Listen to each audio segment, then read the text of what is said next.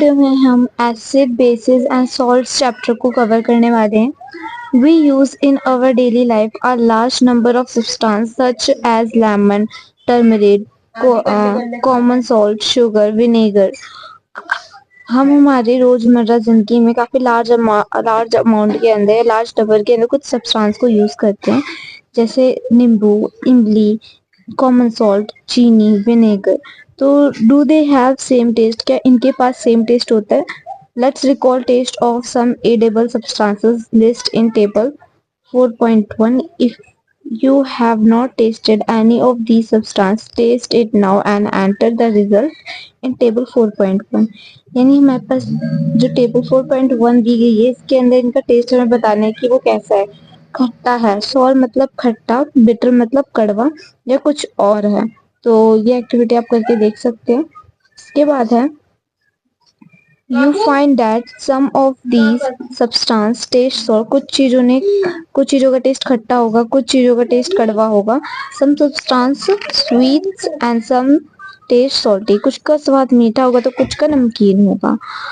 अब हमारे पास टॉपिक आता है 4.1 जो कि है एसिड्स एंड बेसिस। तो कर्ड मतलब दही, lemon juice, orange juice and vinegar taste sour. जो चीजें खट्टी खट्टी आ रही है टेस्ट में, these substances taste sour because they contain acids.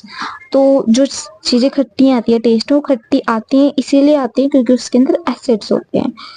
तो जो केमिकल नेचर होता है ऐसे सब्सटेंस का, वो एसिडिक होता है। The word acid comes from the Latin word acre which means sour. जो ये एसिड वर्ड है एक लैटिन लैंग्वेज या लैटिन वर्ड से आता है का, जिसका मतलब होता है खट्टा। The acids in this substance are natural acids. जो ये सभी एसिड्स ऊपर हमने पढ़े हैं, ये सभी नेचुरल एसिड्स हैं। इसके बाद हम देखते हैं व्हाट अबाउट बेकिंग सोडा। तुम बेकिंग सोडा के बारे में क्या सोचते हो? Does it also taste sour? क्या वो भी खट्टा होता है टेस्ट में? इफ नॉट, अगर नहीं, व्हाई इज इट्स टेस्ट? तो उसका टेस्ट है क्या? What? Since it does not taste sour it means that it has no acid in it. अगर वो खट्टा नहीं है स्वाद में, इसका मतलब उसके अंदर कोई एसिड नहीं है। It is bitter in taste, वो कड़वा है टेस्ट में। If you rubs in solution between fingers, अगर तुम उसके सॉल्यूशन को अपनी फिंगर्स के अंदर रब करोगे, इट फील सोपी, वो काफी सोपी सा होगा टच में। जनरली सब्सटेंस लाइक दीज, इस तरह के सब्सटेंस जो कि बिटर होते हैं टेस्ट के अंदर, फील करते सोपी सा टच, उनको हम बेसिस कहते हैं। और जो नेचर होता है ऐसे सब्सटेंस का, उसको हम बेसिक कहते हैं। So, if you cannot taste every substance, how do you find its nature? अगर तुम हर एक चीज को टेस्ट नहीं कर सकते तो तुम उसका नेचर कैसे पहचानोगे? तो special type of substance are used to test whether a substance is acidic or basic. तो यहाँ पे कुछ स्पेशल सब्सटेंस होते हैं जिससे हम टेस्ट कर सके कौन सी चीज एसिडिक है और कौन सी चीज बेसिक है। और उन सब्सटेंस को हम जानते हैं इंडिकेटर्स के नाम से। इंडिकेटर्स वो होते हैं जो कि चेंज कर देते हैं उनके कलर जब भी हम उनके अंदर कोई भी सॉल्यूशन ऐड करते हैं जो कि कंटेन करता है एसिड या फिर बेसिक सब्सटेंस। एग्जांपल के तौर पर turmeric, litmus, China rose petals, China rose गुड़हल के फूल को कहते हैं, और ईटीसी। उसके बाद are some of the natural occurring indicators. इनमें से तो बहुत से जो है वो नेचुरल अकरिंग इंडिकेटर्स हैं। उसके बाद हमारे पास एक टेबल आता है जिसमें है डू यू नो कि name of the acid found in, कि कौन सा एसिड कहाँ पे फाउंड होता है। ये 1 नंबर में भी आ जाते हैं एमसीक्यूज के तौर पे, और कौन से बेसिस कहाँ पे फाउंड होते हैं। इसके बाद हम देखते हैं can I test all substance to find their taste. क्या मैं हर एक चीज को टेस्ट करता रहूं उसको जानने के लिए वो खट्टा है, कड़वा है, तो वो एसिडिक होगा, बेसिक होगा? तो हम बोलते हैं नहीं। Have you not read the caution? क्या तुमने नहीं पढ़ी वार्निंग जो होती है we should not test unknown? हम उन चीजों को टेस्ट नहीं कर सकते जिन्हें हम नहीं जानते। Substance they could harm us, उससे हमें चोट पहुंच सकती है, राइट। उसके बाद हम देखते हैं नेचुरल इंडिकेटर्स अराउंड अस, कि हमारे पास में जो होते हैं कुछ नेचुरल इंडिकेटर्स भी होते हैं। एग्जांपल के तौर पे litmus, a natural dye. The most commonly use natural indicators is litmus. सबसे नेचुरल इंडिकेटर जो कि कॉमनली यूज होता है वो होता है litmus. It is extracted from lichens. ये लीचेस से एक्सट्रैक्टेड होता है। इट हैज अ म्यूल यानी पर्पल कलर जो कि डिस्टिल्ड वाटर में शो होता है।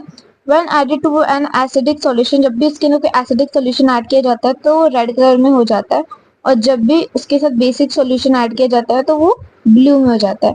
तो it is available in the form of solution of and form of strips of paper. तो एक आपको पेपर की स्ट्रिप के तौर पे भी ये लिटमस पेपर अवेलेबल हो ही जाता है, नोन एज लिटमस पेपर, जिसको आप लिटमस पेपर कहते हो। Generally it's available as red and blue litmus paper. Generally ये तो रेड होगा या तो ब्लू होगा। इसके बाद हम देखते हैं कुछ इस तरह के लिटमस पेपर होते हैं। यहाँ पे हमारे पास एक्टिविटी 4.1 है जिसके अंदर इसी हम लिटमस पेपर को टेस्ट करके देखते हैं। तो देखो, solution which do not change their color of either red or blue litmus are known as neutral।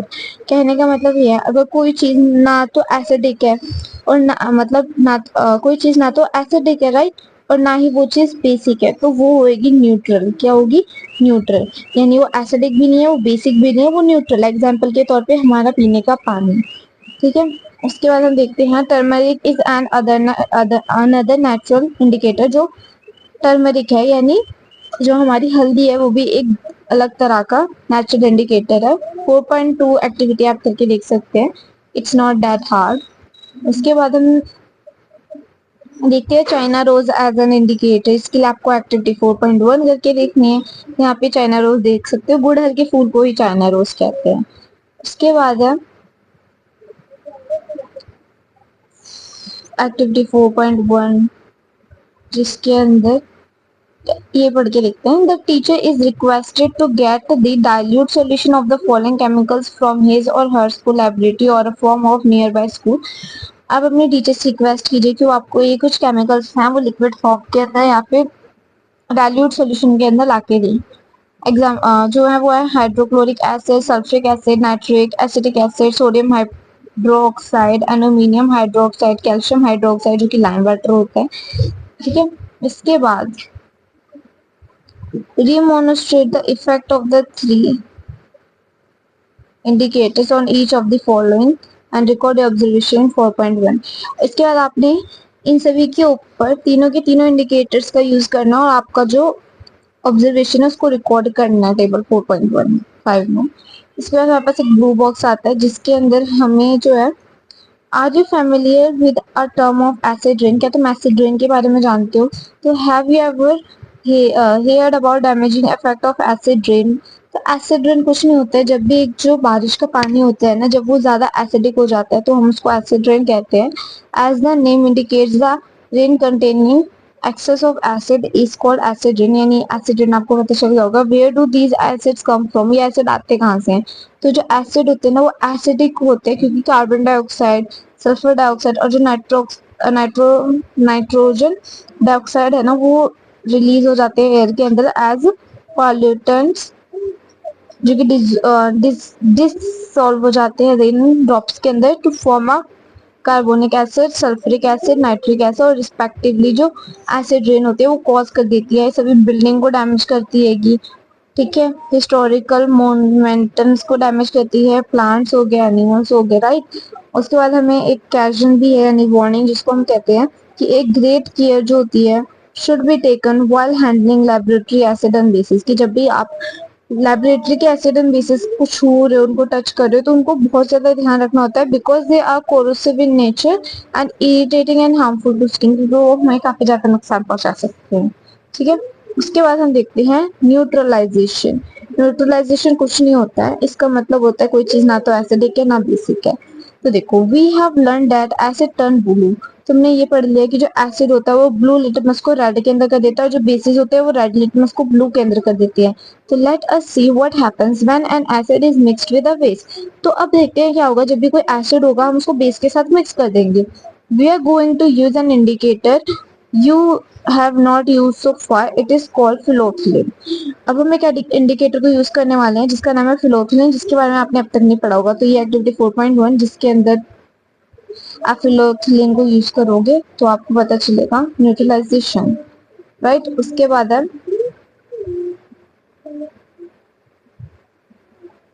In neutralisation reaction के अंदर जो हीट होती है वो ऑलवेज प्रोड्यूस होती है, इवॉल्व होती है कि, और जो इवोल्व हीट होती है वो रेज करती है टेम्परेचर को किसी भी रिएक्शन के मिक्सचर को। उसके बाद neutralization reaction, a new substance is form. जब भी न्यूट्रलाइजेशन रिएक्शन होती है एक नया सब्सटेंस फॉर्म होता है जिसको हम सॉल्ट कहते हैं।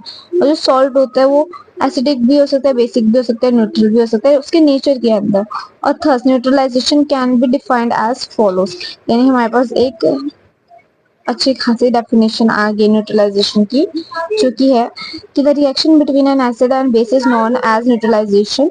जो रिएक्शन एसिड और बेस के बीच में होता है हम उसको न्यूट्रलाइजेशन कहते हैं। और जो सॉल्ट एंड वाटर होते हैं वो प्रोड्यूस होते हैं इसी प्रोसेस की हेल्प से, और इवोल्यूशन ऑफ हीट भी होता है। तो आप देख सकते हैं कि एसिड प्लस बेस जो होता है वो प्रोवाइड करता है सॉल्ट प्लस वाटर और heat is evolve. The following reaction is an example, hydrochloric acid sodium hydroxide. उसके बाद है सोडियम क्लोराइड प्लस वाटर। फिर है वो जो added dilute sulphuric acid to lime water while the reaction mixture become hot or cold. Neutralization in everyday life, जो neutralization होता है हमारी रोज की जिंदगी में भी होती है। इंडाइजेशन, इंडाइजेशन क्या होता है कि जो हमारा स्टमक होता है कंटेन करता है हाइड्रोक्लोरिक एसिड जो कि हेल्प करती है फूड डाइजेशन के अंदर। As you have learn in chapter 2, जैसे तुमने चैप्टर 2 में पढ़ा होगा, but too much of acid in the stomach causes indigestion. पर जब हमारे पेट के अंदर काफी ज्यादा एसिड आ जाएगा तो उससे इंजेक्शन की प्रॉब्लम भी हो सकती है कि समटाइम्स इंजेक्शन इज पेनफुल, और कभी कभी इंजेक्शन काफी ज्यादा दर्द भरा हो सकता है। टू रिलीव इंजेक्शन के दर्द से आराम पाने के लिए we take an acidic such as a milk of magnesia. उससे आराम पाने के लिए हम जो है मिल्क ऑफ मैग्नीशिया को इनटेक करते हैं जो कि कंटेन करता है मैग्नीशियम हाइड्रोक्साइड जो कि न्यूट्रलाइज कर देता है इफेक्ट ऑफ एक्सेसिव एसिड को। उसके बाद हम पढ़ते हैं ant bite. When an ant bites, जब भी कोई चींटी आपको काटती है वो इंजेक्ट करती है एक एसिडिक लिक्विड जो कि होता है फॉर्मिक एसिड इनटू स्किन, हमारी स्किन के अंदर, जो कि अफेक्ट करता है of the acid can be neutralised bye rubbing moist baking soda. और आप इसको न्यूट्रलाइज कर सकते हो बेकिंग सोडा को रब करके, जो कि होता है सोडियम हाइड्रोजन कार्बोनेट और गैलियम सॉल्यूशन जो कि कंटेन करता है जिंक कार्बोनेट को। ठीक है, उसके बाद आता है सॉइल ट्रीटमेंट। उसके बाद आता है soil treatment. Excessive use of chemical fertilizer makes the soil acidic. Soil treatment के अंदर जो एक्सेसिव यूज होता है केमिकल फर्टिलाइजर का, उससे जो सॉइल होती है वो एसिडिक हो जाती है। फर्टिलाइजर के बारे में आपने पढ़ लिया है चैप्टर 1 के अंदर। उसके बाद जो प्लांट्स है do not grow well when the soil is either too acidic or basic. जो प्लांट्स होते हैं वो ग्रो नहीं कर सकते चाहे जो आपका मीडियम है वो ज्यादा एसिडिक हो या फिर बेसिक हो।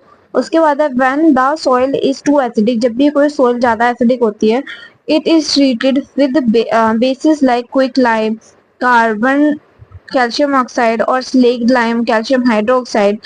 जब भी हमारी जो सोइल होती है वो ज्यादा एसिडिक होती है तो उसके अंदर हम बेसिस मिला के जो होते हैं उसको न्यूट्रलाइज करते हैं। उसके बाद जब हमारी सोइल काफी ज्यादा बेसिक होती है तो उसके अंदर हम ऑर्गेनिक मैटर यानी कंपोस्ट डाल देते हैं, एडिट कर देते हैं ऑर्गेनिक मैटर, रिलीज कर देते हैं एसिड को, जिससे वो न्यूट्रलाइज हो जाती है। ठीक है, उसके बाद है फैक्ट्री वेस्टेज। जो फैक्ट्री का वेस्टेज होता है, जो the wastage of many factories contain acid. जो फैक्ट्रीज होती है उनका ज्यादातर जो वेस्ट होता है वो एसिड कंटेन करता है। If they are allowed to flow into them water bodies the acid will kill fishes and other organism. और अगर जो ये वेस्टेज है वो पानी में डालते रहे या वो अलाउ करते रहे तो क्या होगा कि उससे जितनी मछलियां है दूसरे ऑर्गेनिज्म वो सब मर जाएंगे। और जो फैक्ट्री वेस्ट होता है इसलिए न्यूट्रलाइज किया जाता है बाय एडिंग बेसिस सब्सटेंसेस, इसलिए उसको पहले न्यूट्रलाइज किया जाता है बेसिस सब्सटेंसेस को उसके अंदर ऐड करके। उसके बाद ही कुछ कीवर्ड्स आते हैं और हमारा चैप्टर कंप्लीट होता है। अगर आपको कोई डाउट हो तो आप कमेंट सेक्शन के अंदर पूछ सकते हैं। अब हम मिलेंगे नेक्स्ट चैप्टर में।